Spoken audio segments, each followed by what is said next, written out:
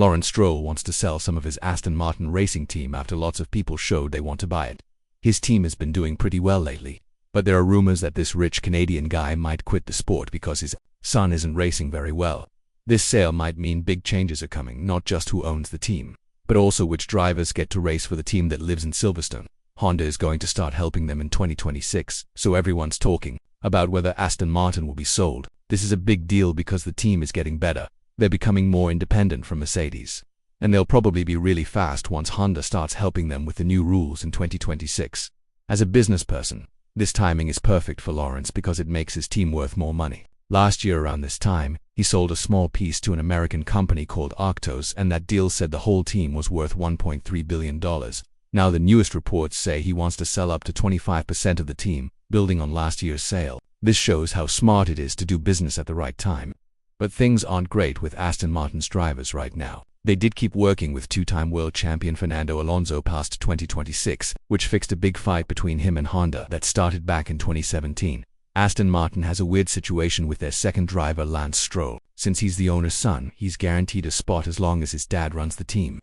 This has created a bad atmosphere that lets Lance get away with things without pushing himself harder.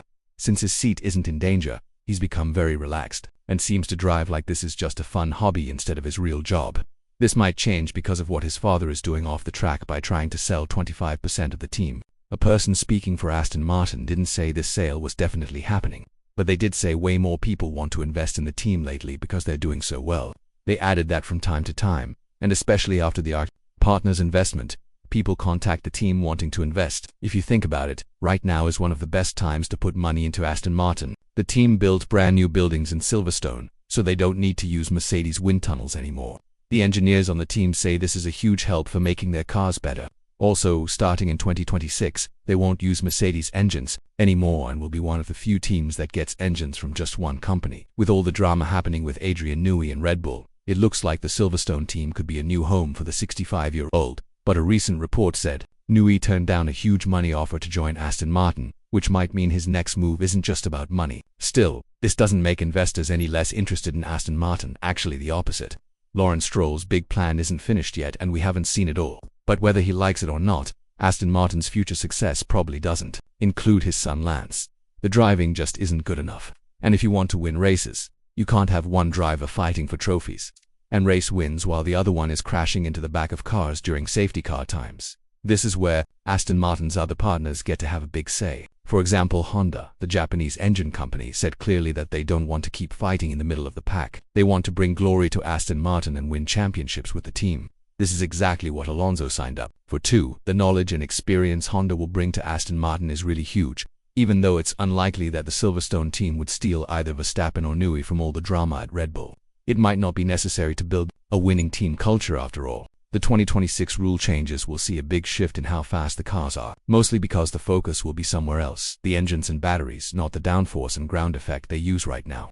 With 40% less downforce, every team except Red Bull will try to use what they know about building engines in good car frames around the mechanical parts. But since the air-moving parts won't be nearly as important as they are now, Honda's experience could be super important for where Aston Martin ends up in 2026.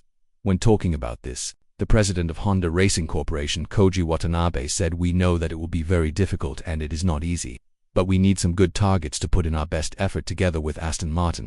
So that is why, together with Stroll and Tosha Hiraibe, the CEO of Honda, we set the target to just aim for the World Championship in that year. But in reality it is not so easy. The fact that it won't be easy only shows how important it is to have the right drivers teamed up going into the 2026 season. This might be one reason why Aramco wants to step in and buy a big chunk of the team. But from what we can see and from Lawrence's pattern in his business deals with Aston Martin, he doesn't want to give up control and wants to sell small pieces to keep money flowing into the team.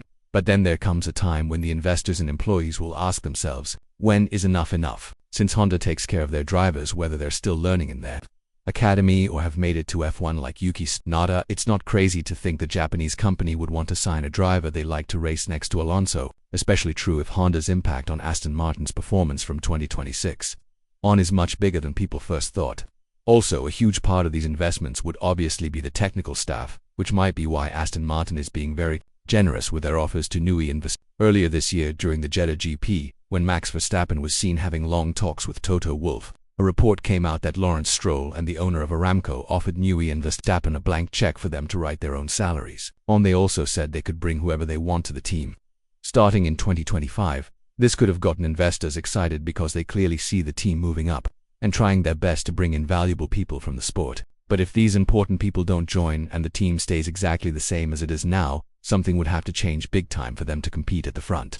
This would also be needed for Lawrence to have the confidence to ask for a deal. Similar to last year's one with Arctos, Honda emphasized this too. They're starting their partnership with the Silverstone team much more carefully and knowing the path they have to walk to be called championship contenders.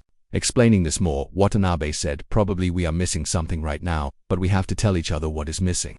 From Aston Martin's point of view, they have to tell us what is missing on Honda's side, and from our side we have to tell them what is missing from their side. That is an honest conversation to become a top-class team together." With this in mind, do you think Lawrence Stroll will make another successful small sale of Aston Martin? And even more importantly, do you think it will push the team in a new direction, one that could see Lance get kicked out of the team? Even after Mike Crack's latest statements about Stroll's technical knowledge being the key reason for the partnership, let us know in the comments below. And once you do that, check out the video that's appearing on your screen right now.